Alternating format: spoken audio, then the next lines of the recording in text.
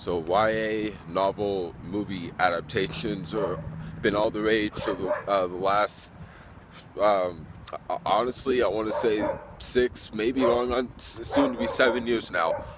Starting with Twilight, well, no, not really, but with Harry Potter, Twilight, Hunger Games, of course, is the most successful ones. But otherwise, there's been a lot of the in-betweens and the fillers and the tryouts, such as Beautiful Creatures, Mortal Instruments, that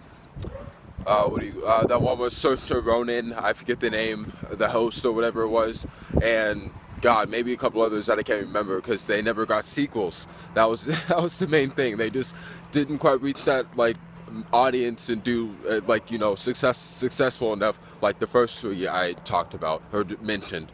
So, but with Divergent, that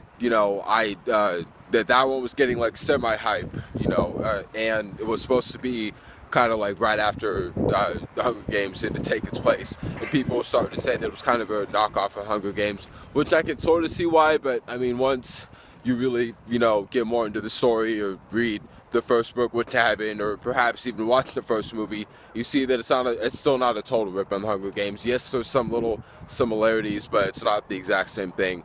So, yeah, but like I said, YA movies are all the rage these days, and it was just like when slasher movies were getting kicked up in the mid to late 90s once again, thanks to Scream, and they were becoming like a certain way, like more meta and this and that.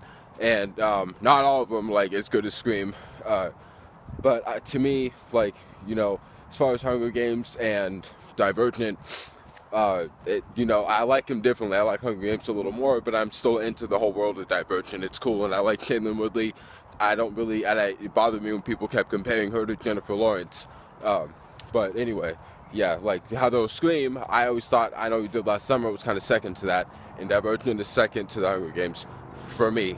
But so yeah, the first movie though, yeah, I did see it, and like I said, to me it was kind of fascinating. I wasn't like heavy on it. Dug it, got into it a little more than I thought I would, basically. And I thought the cast was nice and the performances, they were decent for what the movie was. Wasn't too mediocre and all CW-ish in my opinion. But the second one though, I definitely wanted to see what more was going to happen with Triss, and basically, since how the first one ended.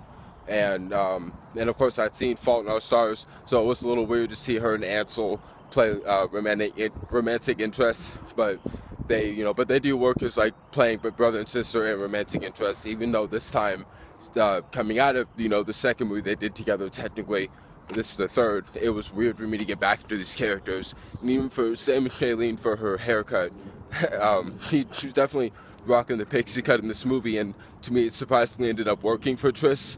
But at first, I just kept kind of thinking and in my head mentally, the reason why she has her hair this way is because of the Fault in Our Stars, and because she insists that I'm not wigging it, because she wanted the hair, her to look more realistic in the action scenes. So, but anyway, that's not important. but my thing is, if you dig Divergent, if you've seen the first one, I would say see this one.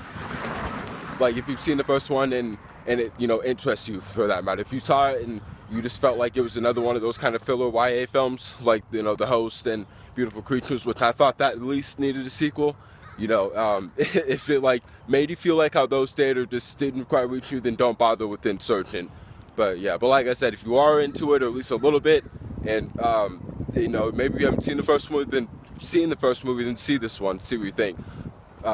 I thought the story was a little better, and to me they explain a little more things on why things the way they are and the whole separation. But yeah,